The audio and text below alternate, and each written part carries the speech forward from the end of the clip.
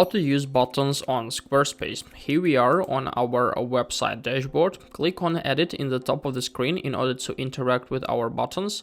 After that, we can easily find button on our website, or I'm going to add a new one. So click on plus add block in the left side, then click on button, and here we are, we have our button.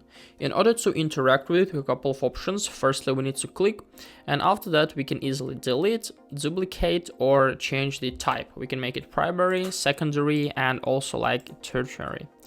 So basically it doesn't matter. Then we need to click on edit in the left side, and here we have a couple of options where we can change text. Also, we can change link. Where will it lead to? We can click on settings, and we can lead to page, web address, file, email, or maybe phone.